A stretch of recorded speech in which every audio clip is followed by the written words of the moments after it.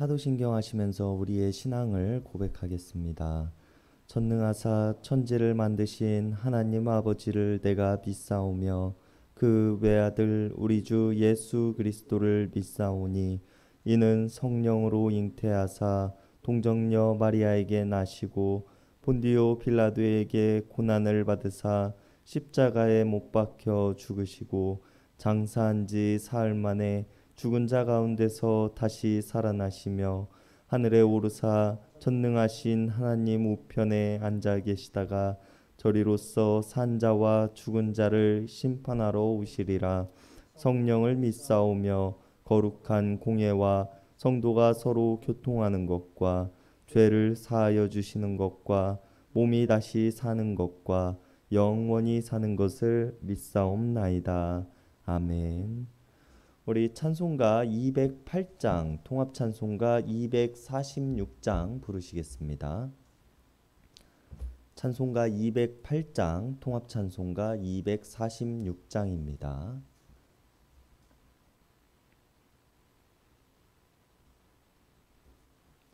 내 주의 나라와 주 계신 성전과 피 흘려 사신 교회를 늘 사랑합니다. 내 주의 교회는 전성과 같아서 눈동자같이 아끼사 늘 보호하시네.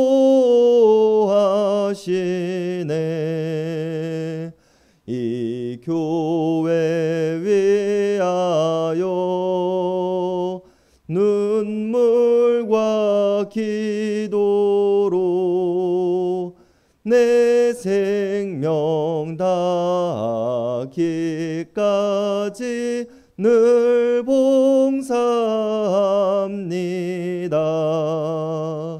성도의 교제와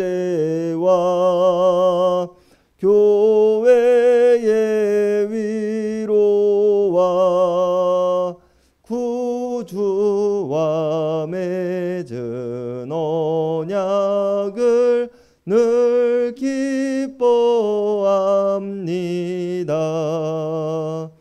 하늘의 영광과 베푸신 은혜가 진리와 함께 영원히 시온에 넘치네. 아멘.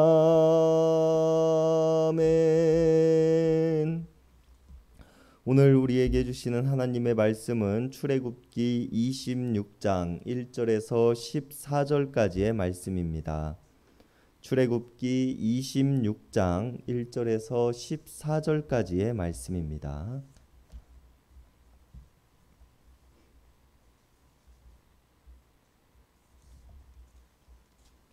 우리 한 절씩 교독하시겠습니다. 너는 성막을 만들되 가늘게 꼰 배실과 청색, 자색, 홍색실로 그룹을 정교하게 수놓은 10폭의 휘장을 만들지니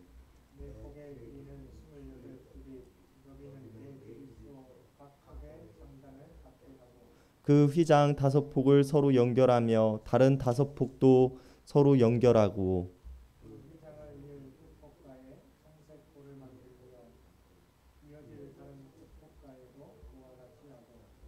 휘장 끝폭가에 고 신계를 달며 다른 휘장 끝폭가에도 고 신계를 달고 그 고들을 서로 마주보게 하고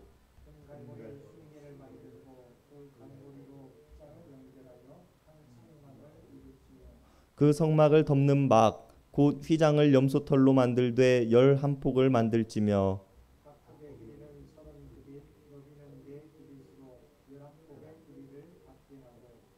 그 휘장 5폭을 서로 연결하며 또 6폭을 서로 연결하고 그 6폭 절반은 성막 전면에 접어 들이우고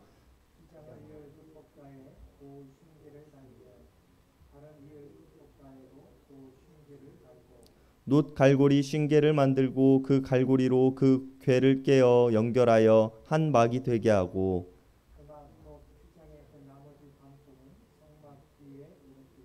막 곧 휘장의 길이에 남은 것은 이쪽에 한 규빗 저쪽에 한 규빗씩 성막 좌우 양쪽에 덮어 늘어뜨리고 붉은 물들인 순양의 가죽으로 막의 덮개를 만들고 해달의 가죽으로 그 윗덮개를 만들지니라. 아멘.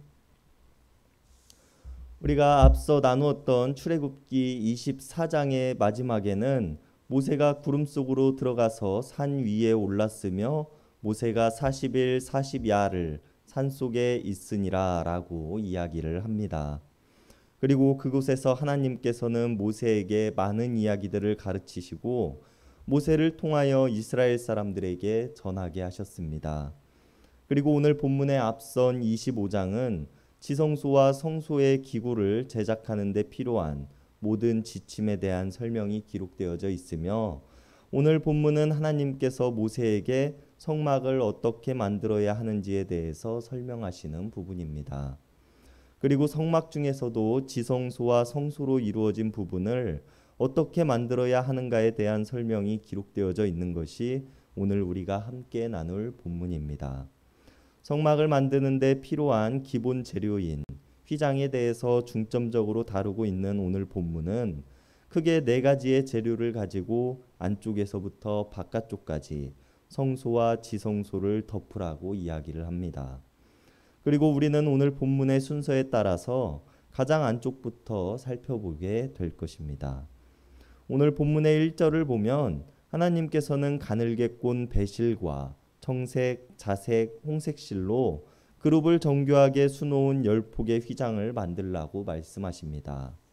여기서 그룹이라고 번역되어져 있는 것은 히브리 원어로는 천사라는 뜻을 가지고 있는 단어로 천사의 모양을 휘장의 배실과 청색, 자색, 홍색 실로 정교하게 수놓으라고 이야기를 하고 있습니다.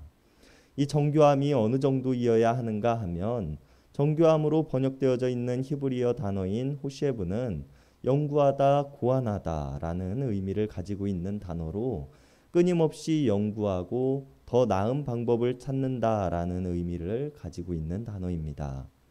이것은 술을 놓는 데 있어서 더 나은 방법을 찾고 연구하는 것과 같이 최선의 것, 최고의 것으로 정교하게 준비해야 함을 이야기하고 있습니다. 그리고 이렇게 정성을 다해 술을 놓은 휘장을 똑같은 모양으로 10개를 만들어야 하며 그 크기가 대략 1규빗이 44cm에서 45cm 정도 된다는 것을 생각해 보았을 때 오늘 본문 2절에서 이야기하고 있는 것을 근거로 하나당 길이는 12.6m, 너비가 11.8m가 된다는 것을 우리는 알 수 있습니다. 그리고 이것들을 긴 면이 닿게 서로 5개씩 연결하여 2개의 커다란 휘장으로 만듭니다. 그리고 이렇게 만들어진 커다란 휘장 2개를 서로 연결하기 위해 휘장 가장자리를 서로 마주보게 한 후 청색 고리를 50개씩 만들어 달고 50개의 금 갈고리를 만들고 그 갈고리로 2개의 휘장을 연결하여 하나의 커다란 휘장으로 만들라고 말씀하십니다. 그리고 이렇게 만들어진 휘장은 성막의 가장 안쪽에 위치하게 되며 바깥쪽에서는 보이지 않는 모양일 것이고 성막의 안에서 본다면 성막을 두르고 있는 모습이 될 것입니다. 그리고 7절의 말씀을 보면 그 위에 즉 천으로 만든 휘장으로 덮은 바깥쪽을 염소털로 만든 휘장으로 덮으라고 말씀하시는데 이번에는 길이가 30규빗으로 대략 13.5m이고 너비는 천으로 만든 휘장과 마찬가지로 4규빗 즉 1.8m로 11개를 만들라고 말씀하십니다. 이것은 천으로 만든 휘장보다 길이가 더 길고 한 개가 더 많은 숫자로 이번에는 5개와 6개로 나누어 서로 연결하고 2개의 커다란 휘장으로 만들라고 말씀하십니다. 그리고 천으로 만든 휘장과 마찬가지로 50개의 고리를 각각 커다란 양털천에 달고 천으로 만든 휘장에는 금 갈고리를 달아 서로 연결하였던 것과는 달리 이번에는 노수로 만든 갈고리로 그 고리를 꿰어 서로 연결해 한 막이 되게 하라고 말씀하십니다. 이렇게 만든 양털 휘장은 천으로 만든 휘장 바깥쪽에 얹게 되는데 그 길이와 너비가 더 길고 넓으므로 안쪽 천 휘장을 전부 덮는 모습이 될 것이며 바깥쪽에서는 안쪽에 천으로 만든 휘장의 모습은 보이지 않는 형태가 될 것입니다.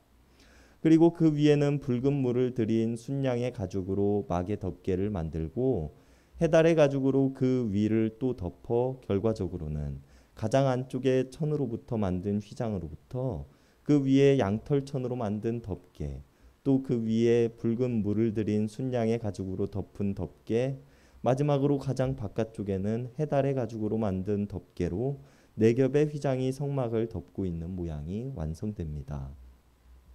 그러나 오늘 본문에서 천으로 만든 휘장과 양털로 만든 휘장에 대해서는 그 길이와 만드는 방법까지도 아주 자세하게 기록되어져 있는 반면 붉은 물을 들인 순양의 가죽과 해달의 가죽으로 만든 덮개를 만드는 방법에 대해서는 오늘 본문에는 기록되어져 있지 않습니다. 단지 그것들로 덮개를 만들어 덮으라고 이야기를 하고 있을 뿐입니다. 또한 순양의 가죽은 우리가 무엇인지 이해할 수 있으나 해달은 우리가 정확히 어떠한 동물인지에 대해서도 알 수 없습니다. 돌고래와 같은 동물이었을 것이라는 이야기도 있지만 사막 한가운데서 돌고래의 가죽을 구하는 일은 쉽지 않은 일이었을 것이기 때문입니다. 그러나 오늘 본문에서 우리가 더 중요하게 생각하고 살펴보아야 할 것은 하나님의 성막을 만드는 데 있어서 어떠한 마음가짐을 가지고 만들어야 하는가에 대해서 생각해 보는 것입니다. 오늘 본문의 앞 25장 2절에서는 하나님께서 모세에게 이스라엘 자손에게 명령하여 내게 예물을 가져올 것이며 기쁜 마음으로 내는 자가 내게 바치는 모든 것을 너는 받을 것이라고 말씀하십니다. 하나님께서는 내게 좋은 것으로 예물을 가져다가 바치라고 말씀하지 않으시며 내게 바치는 것이 무엇이 되었든 기쁜 마음으로 가져오라고 말씀하십니다. 하나님께 드려지는 예물이 좋은 것이기에 앞서서 어떠한 마음으로 가져와야 하는가에 대해서 우리들에게 말씀해 주고 계시는 것입니다. 마음이라는 단어는 마음의 중심이라는 뜻을 가지고 있는 단어로 우리의 중심을 보시는 하나님께서는 우리가 하나님께 예물을 드릴 때 우리 마음의 중심을 바라보신다는 것을 이야기하고 있는 것입니다. 그리고 오늘 본문 1절에서도 천에 새겨야 하는 문장을 만드는 일에도 매우 정교하게 이것을 하라고 말씀하십니다. 앞서 이야기를 나누었듯이 내가 할 수 있는 가장 최고의 실력과 마음으로 하나님께 드리는 것, 이것이 성막을 만드는 데 있어서 가장 기초가 되는 마음이 되어야 한다는 것입니다. 그러나 이것은 단지 하나님께 예물을 드리는 데에만 한정되어 있는 이야기는 아닙니다. 우리의 삶이 하나님께 드려지는 삶이 되어야 하며 우리의 삶의 중심이 온전히 하나님께로 향하는 마음이 되어야 함도 마찬가지입니다. 나의 삶이 하나님께 드려지는 예물이 되어야 하며 나의 행동 또한 중심을 보시는 하나님의 마음에 합당한 모습이 되어야 하는 것입니다. 그렇기에 우리가 오늘 하루를 살아갈 때에 기쁜 마음으로 예물을 드리라고 말씀하시는 하나님 앞에서 하나님의 기쁨이 되는 삶을 살아갈 수 있었으면 좋겠습니다. 우리의 중심을 보시는 하나님 앞에서 우리의 삶이 예배가 되고 우리의 삶이 가장 좋은 것으로 드려질 수 있는 오늘 하루가 되기를 바랍니다. 기도하시겠습니다. 언제나 우리를 감찰하시며 우리를 보호하시고 우리 마음의 중심을 보시는 하나님 감사합니다. 하나님께서는 우리에게 좋은 물질, 아름다운 제사에 앞서 기쁜 마음으로 하나님께 예배하고 예물을 드리라고 말씀하셨습니다. 그러나 우리는 화려하게 드리는 것, 아름답게 드리는 것에 취해서 우리의 중심이 다른 곳으로 향하고 있지는 않는지 돌아봅니다. 우리의 삶이, 우리의 예배가 하나님의 마음에 합당한 삶이 되게 하시고 우리의 마음이 하나님께로 온전히 향하는 마음이 되게 하여 주시옵소서. 하나님과 동행함을 기쁨으로 살아가는 하루가 되게 하시고 우리의 마음의 중심을 돌아볼 수 있는 하루가 되게 하여 주시옵소서. 언제나 우리를 기뻐하시며 우리를 사랑하시는 하나님이심을 내가 믿으며 우리를 구원하신 예수님의 이름 받들어 간절히 기도드렸습니다. 아멘. 이 시간 우리가 우리 개인을 위한 기도, 이웃을 위한 기도, 교회를 위한 기도, 세상을 위한 기도하는 시간 갖도록 하겠습니다.